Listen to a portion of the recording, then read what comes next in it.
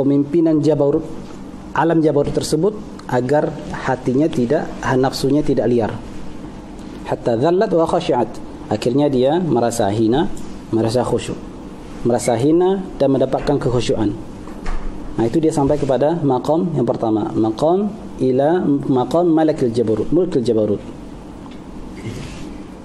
Thumma naqalahu minha ila mulki sultan, maliki sultan, liyuhadziba fadhabat tilkal izzatu allati fi nafsihi wa hiya aslu syahawati fasarat ba'inatan anha.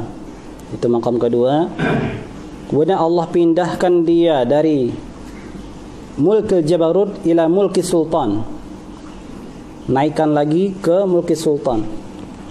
Liuhadziba, agar Allah melatih dia di maqam tersebut. Fadhabatil kal izzatu allati fi nafsih, maka adzabat bermakna ishtaddat, bersangatan, semakin kuat keagungan saltanah al-mulkiyah yang ada pada dirinya itu. Ketika telah mencapai maqam kedua, ishtaddat, itu adzabat, naik, ya, makin kuat. Allati fi nafsihi, jadi izzah itu muncul di dalam dirinya. Wahya aslu syahwat, yang mana nafsu itu adalah aslu syahwat, sehingga nanti syahwatnya tidak berkutik. Fasarat ba'inatan anha, akhirnya syahwat itu ba'inatan anha. Ba'inatan berbeda, menjauh, menghindar dari anha, dari nafsunya, dari an-nafsnya. Itu maqam kedua. Yang ketiga, thumma naqalahu minha ila mulkil jalali liyu'addiba. Allah pindahkan dia dari maqam yang mulki sultan ila mulkil jalal. Nah, di sini apa sih sirnya sultan? Kenapa kok yang ketiga jadi jalal? Berikut yang keempat al-jamal. Nah, nanti Buya Rozi lagi jelasin. Untuk apa? Maqam ketiga liyu'addiba, untuk ditakdib, ditata akhlaknya. Bukan akhlak seperti kita, bukan akhlak arti fisik, kata-kata, bukan.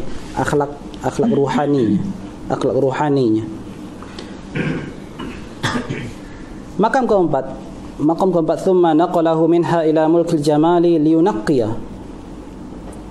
Allah pindahkan lagi, Allah naikkan lagi dari maqam mulkil jalal kepada mulkil jamal liyunaqqiya.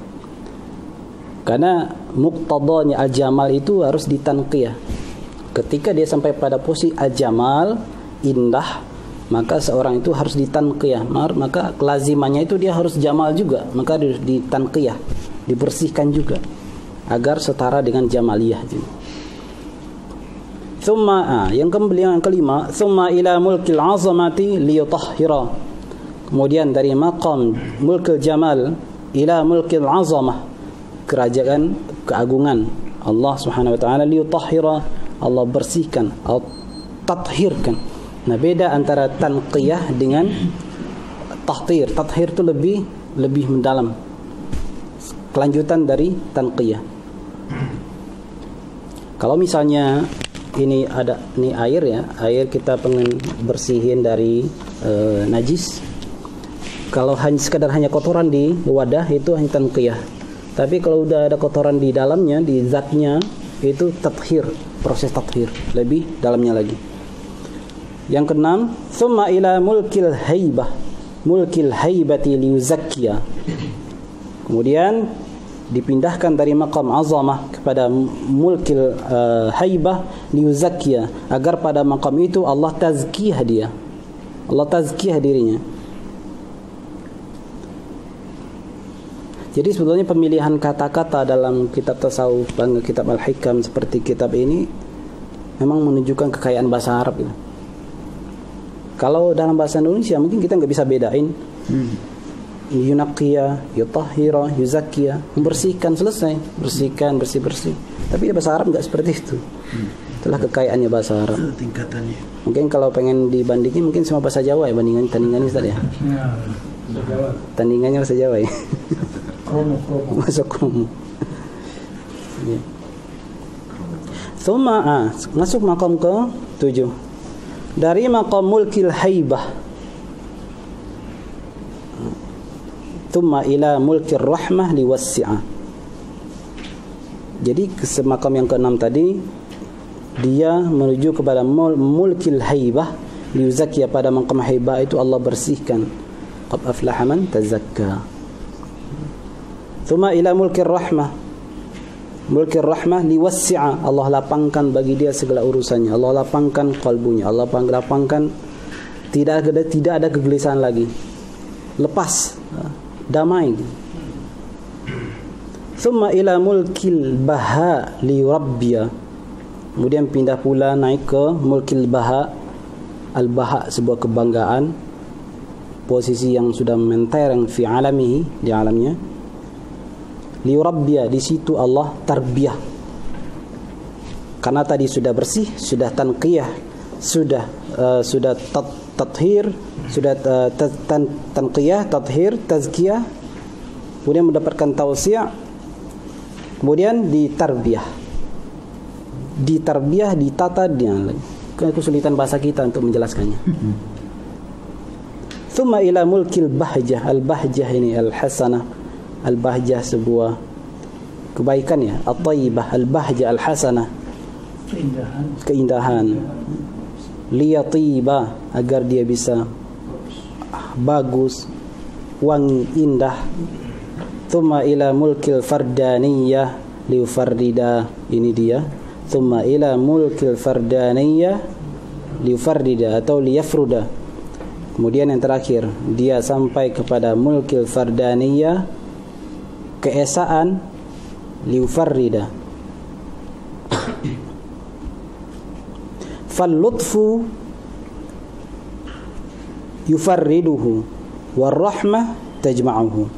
Lutufnya Allah, kelembutannya Allah, yufarriduhu, akan membersihkan, mensunyikan orang ini dari segala apa yang dapat memasyaqqahkan dia, mensulitkan dia. War-rahmah tajma'uhu.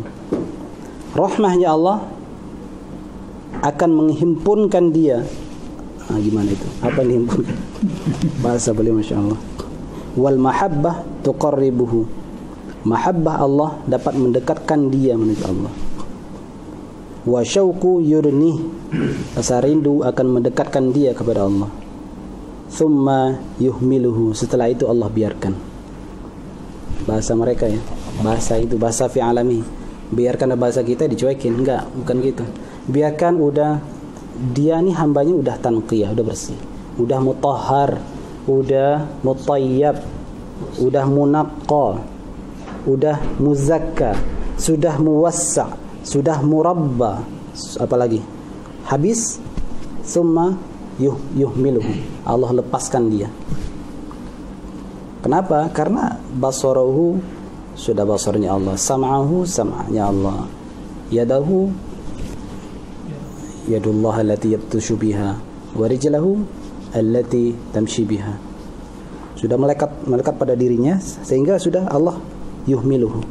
Thumma yunajihi, sudah dilepaskan. Thumma yunajihi, bermunajahlah. Allah yang bermunajat dengan dia, dia yang bermunajat dengan Allah. Saling yunaji itu kan musyarakah, munajah, saling. Kalau yang kemarin, yang beberapa pertemuan yang lampau itu, walaha bihi anhu, Allah bermain-main dengannya, dengan hilang peran nafsu di situ. Walaha bihi anhu, Allah berlahwun dengan si abad ini, anhu, tanpa ikut serta kotoran-kotoran syahwaniyah itu hilang udah. Thumma yabsutu lahu, dilepaskan. Summa yanqabidu anhu, hampir mirip dengan yuhmiluhu. Yanqabidu anhu, melepaskan juga. Kalau yakbiduhu, Allah pegang lagi. Ini boleh enggak isyarat-isyarat ini? Enggak boleh. Sebenarnya dalam ilmu kalam enggak boleh gini. Allah yakbid, tapi kita gerakin tangan, sampai ada ulama salah bilang potong tangannya. Karena enggak boleh, itu ada kebatasan. Tapi ini mahalnya beda ya. Yakbiduhu, Allah pegang, Allah tahan, tapi yanqabidu anhu, Allah lepaskan lagi. Jadi mirip, dilepaskan, dimunajatin lagi, dikasih al-bastah, keluasan baginya, bagi wali itu. Ketika sudah dikasih al-bastah, Summa yanqadibu anhu, lepaskan aja. Ibarat seorang pengembala ternak, kalau dia yakin ternaknya itu sudah patuh kepada dia, dilepaskan di savana, dilepaskan di New Zealandnya Payakumbuh kampungnya Bayak Rozi, Padang Mengate. Saya dapat ternakan sapi mirip New Zealand. Nanti kalau ada kesempatan.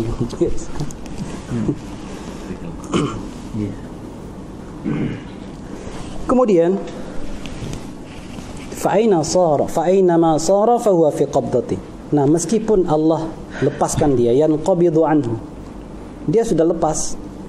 Fa'ina ma sara fa huwa fi qabdati, kemanapun dia, dimanapun dia, apapun aktivitasnya, fa huwa fi qabdati, Allah tetap jaga, Allah tetap genggam dia.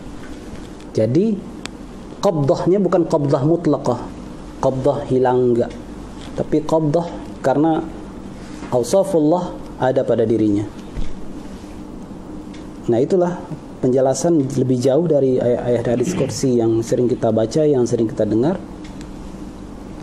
Wa la yazalu 'abdi yataqarrabu ilayya bin nawafil hatta uhibbah fa idza ahbabtuhu kuntu sam'ahu alladhi yasma'u bihi wa basaruhu alladhi yubsiru biha wa yadahu allati yabtishu biha wa rijluhu allati yamshi biha. Semua indranya ditambah oleh beliau wa fuad, hatinya.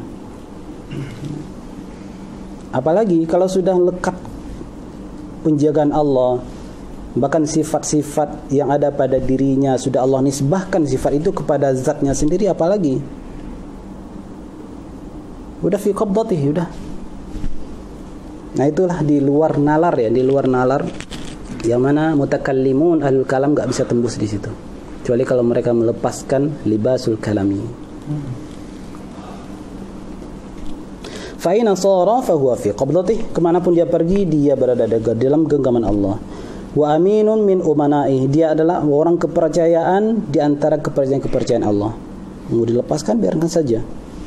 Fa idza sara fi hadzal mahalli faqad inqata'atis sifat, apabila dia sudah sampai pada mahal ini maka telah terlepaslah, terputuslah sifat-sifat dalam dirinya, sifat-sifat basyariyah, sifat udah semuanya adalah sifat ilahiyah, bukan aneh. Bahasanya agak ngeri ya kalau dipakai lihat dari ilmu kalam, ya ngeri.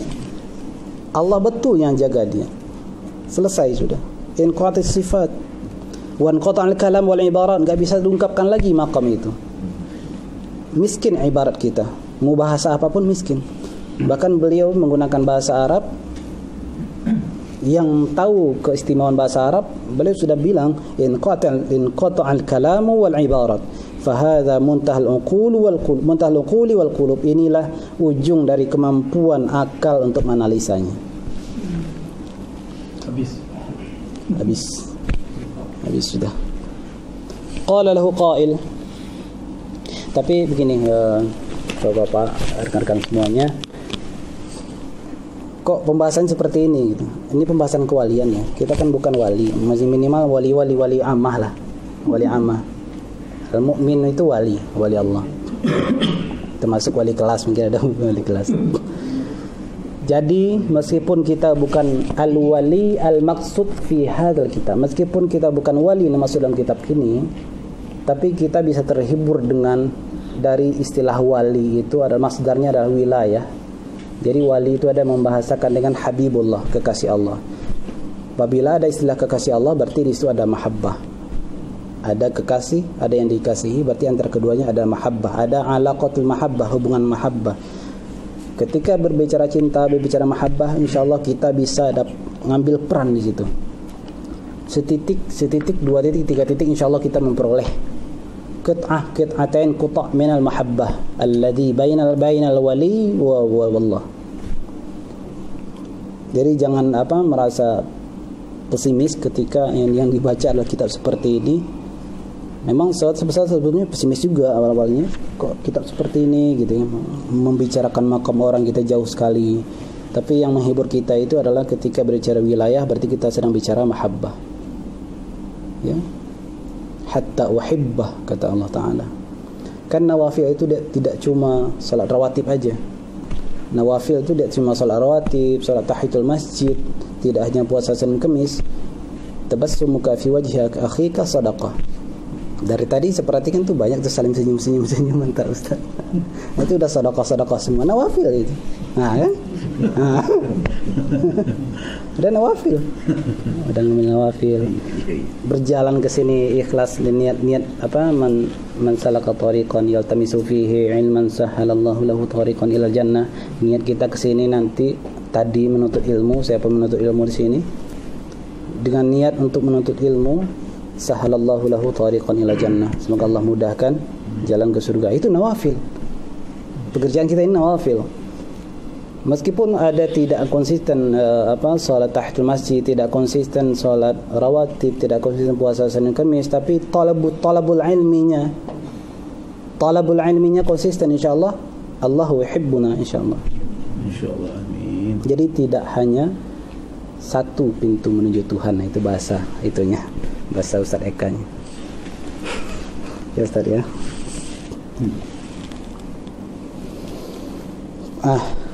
Ketika akal sudah mentok, masih ditanya lagi oleh murid beliau. Qala lahu qail, ada yang bertanya, wa halil qulubi muntaha, apakah qulub yang dimaksud ini adalah yang mirip-mirip dengan akal, bukan qulub yang nafsunya ruh, bukan.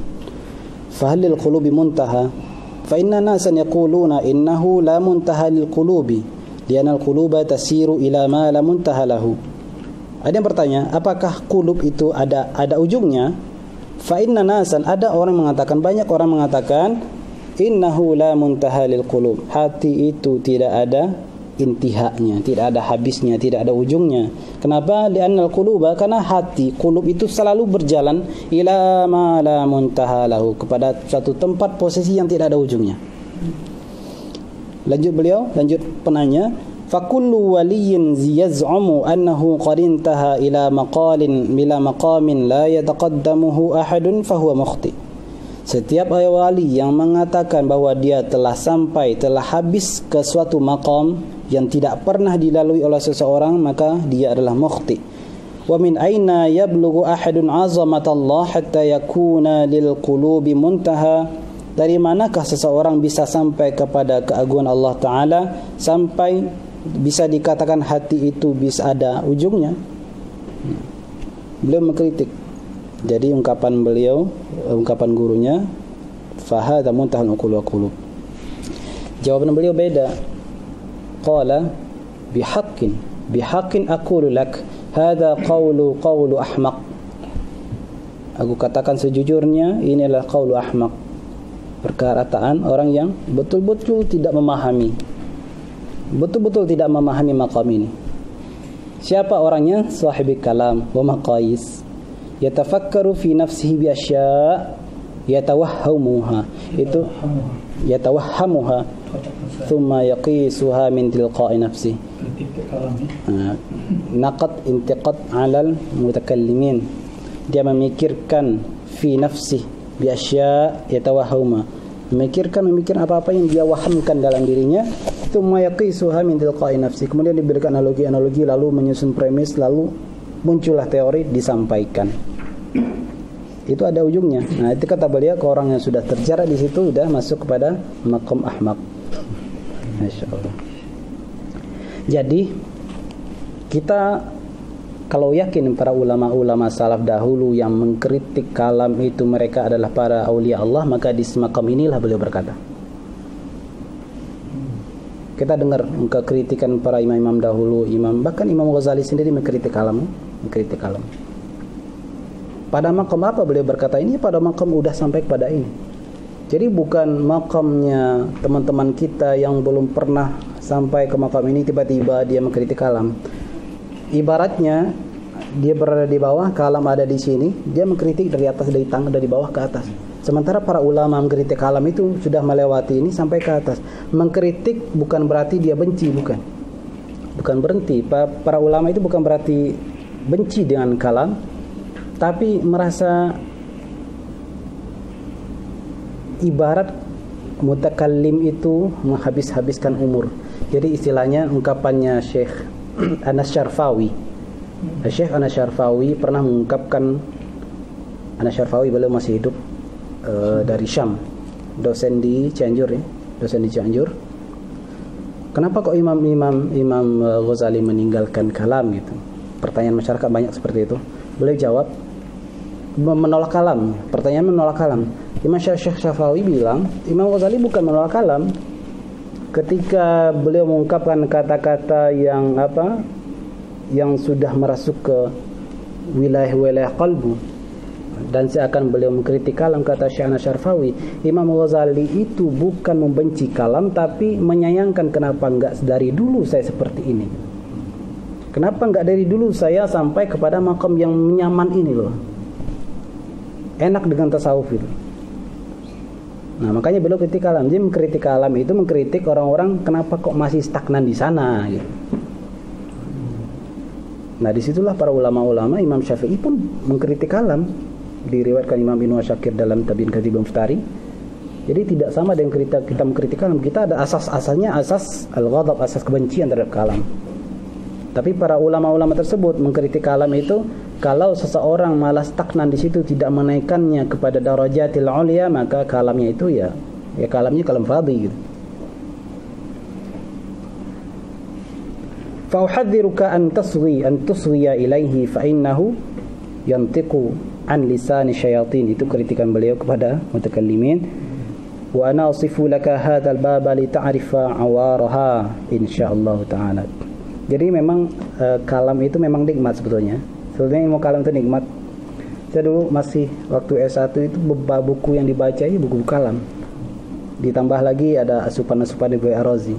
Kita disuruh coba cari kitab Asas Taqdis, coba cari Tabyin Kadzib Muftari, coba cari kitab Al-Insaf Imam Baqillani, Al-Asma' wa Sifat, tambah lagi kitab ini Daf'u Syubah Ibnu Jauzi, Daf'u Syubahnya Imam Taqiyuddin As-Subki. Beliau suruh, saya jadi lupa. Beliau suruh, saya masih ingat di ruang musyrif, beliau jadi musyrif, saya masih di Darussunnah, masih tukang sapu Darussunnah. Masya Allah. Beliau suruh, akhirnya dapat semuanya. Akhirnya saya baca.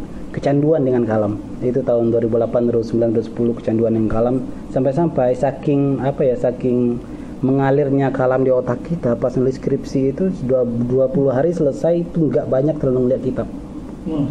Noktah kita nulis sampai satu bab baru naruh footnote. Ini paragraf ini kira-kira dalam kitab apa? Dapat kitabnya. Ada di kitab ini. Kasih footnote. Jadi nulis dulu baru naruh footnote. Saking tabahurnya gitu, saking enaknya di kalam. Bahkan apa dulu kitab-kitab kalam yang didoktrin jangan baca dulu. Misalnya kitab Imam siapa? Al-Iji.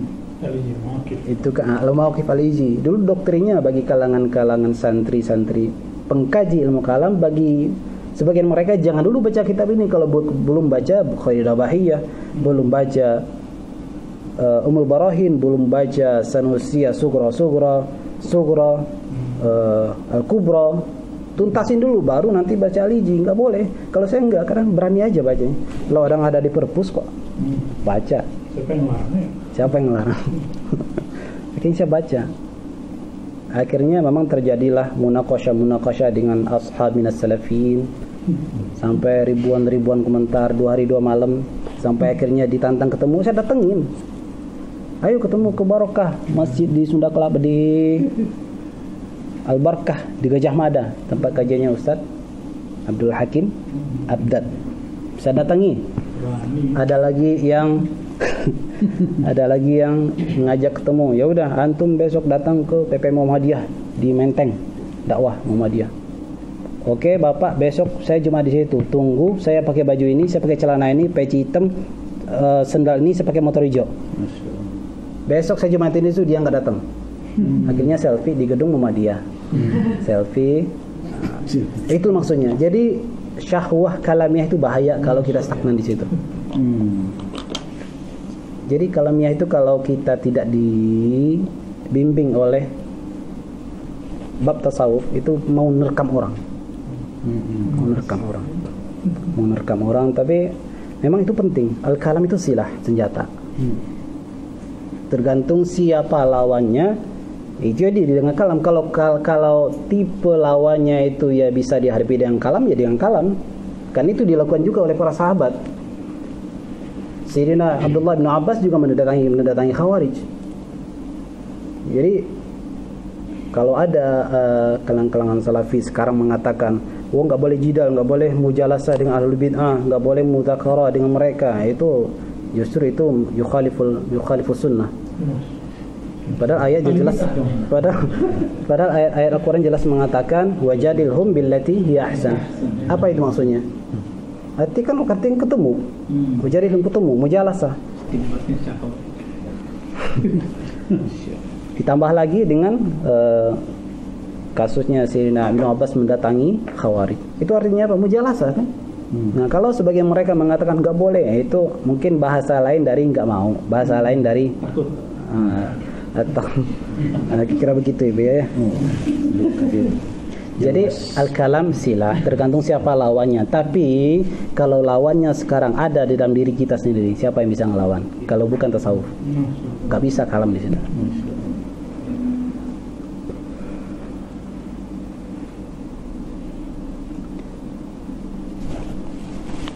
Lah Bu ya, itu aja lah Bu ya. Lah Bu. Udah kan. Baik. Kalau boleh dibantu Bu ya, dibuat itu Bu ya. Yang 10 itu tingkatannya tangga. Oh. Oke, bantu dia. Oh iya. Enggak apa-apa. Bantu dia terus ya. Ya. Biar gamblang. Iya. Gamblang. Ya, foto. Dan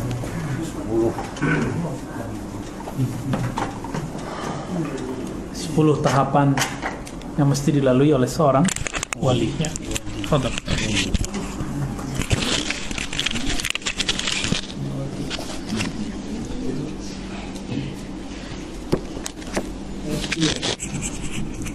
Kalau jadi dokter tahapannya apa?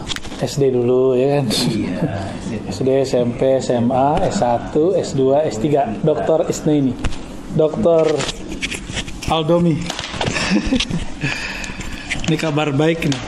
Dokter Aldomi insya Allah hari Kamis besok ujian promosi. Takhasus beliau di tafsir. Semoga Allah berkahi ya. Bermanfaat dunia akhirat, panjang umur. Amin.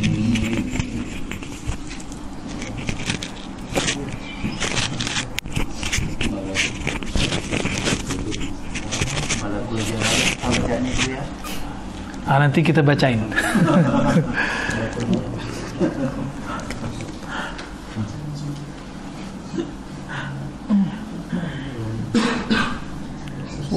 Khotnya khot apa itu? Sulus ya? Rikah ya? Saya gak bisa lihat tuh. Masya Allah. Lanjut. Sultannya jangan ditulis 2 kali, lanjut. Jalal bisa. Jalal, Jamal, Haibah.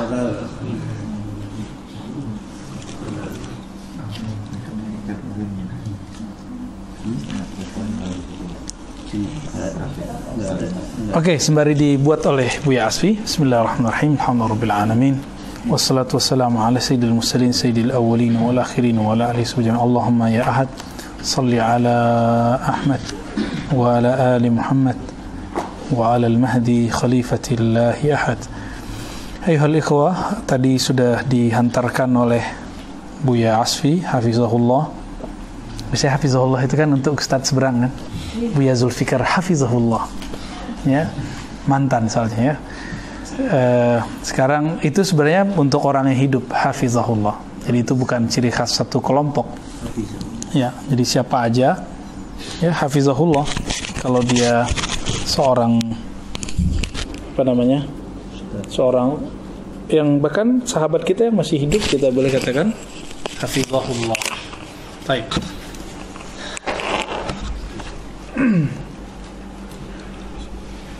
Beliau mengatakan, Imam Al-Hakim At-Tirmidzi, bahwa kalau orang disebut wali yang sudah permanen, sempurna, dia harus melalui beberapa kerajaan-kerajaan rohani, tahapan-tahapan rohani yang itu boleh disebut hijab.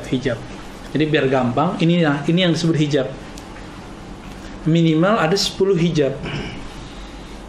Dan saya heran, guru saya Khidriyah itu nggak pernah sekolah nyantri. Tapi dia mengatakan untuk mengangkat hijabmu itu ada 10, tapi saya ringkas jadi 7. Jadi beliau kasih diskon kita, kamu cukup 7 hijab yang kamu harus lewati. Dan itu kita wiridkan, ada cara menembusnya. Dan semuanya ternyata ditembus dengan Fatihah. Fatihah itu jami' man ya. Tapi saya tidak boleh memberikannya karena itu bukan hak saya. Karena ini untuk jadi waliullah yang boleh dikasih gelar nanti khatmul aulia. Jadi khatmul aulia itu banyak secara makom, tapi secara jabatan dia belum tentu dikasih itu. Yang itu cuma dikasih kepada al-ghaus. Jadi setiap orang kalau sudah sampai di ujung makomnya dia disebut khatmul aulia. Jadi khatmul aulia itu bisa banyak tuh. Tapi ada al-khatam al-akbar yang itu cuma di pimpinan para wali itu. Nah, ini yang dimaksud khatmul aulia menurut para sufi. Jadi khatmul aulia bukan seperti yang dikatakan oleh Ibnu Taimiyah terhadap Ibnu Arabi. Ibnu Arabi kan mengatakan saya sampai ke makam khatmul aulia. Dikira oleh Ibnu Taimiyah tidak ada lagi wali setelah. Ya, jadi Ibnu Taimiyah mengatakan ini Ibnu Arabi menyangka bahwa tidak ada lagi wali setelah dia. Bukan itu makna khatmul aulia. Maka dijelaskan oleh Imam Abdul Karim Al-Jili dalam kitab Al-Insan Al-Kamil di jilid-jilid yang nomor 2 ya, yang terakhir. Dia katakan maksud khatmul aulia adalah setiap wali dia mencapai makom yang makom itu terakhir bagi dia. Dan itu sempurna. Khalas? Masya Allah. Baik. Beres. Baik. Kita boleh lihat ya yang tadi dijelaskan oleh Bu Yasir. Afwan Bu ya. Ini jauh nih. Apa ya? Tadi ada mulkul jabarut. Mulkus sultan. Jalal, Jamal, Azamah, Haibah, Rahmah, Baha. Musbah ya? Musbah. Bahja, Fardani. Tapi perlu diketahui sebelum sampai nomor 10, semua ini adalah pengalaman pribadi beliau. Jadi bisa jadi sebelum nomor 10 itu beda, masing-masing kita beda. Oke, saya balik lagi ya. Jadi kalau dibuat tangga pertama ini Jabarut, tangga kedua Jalal ya, terus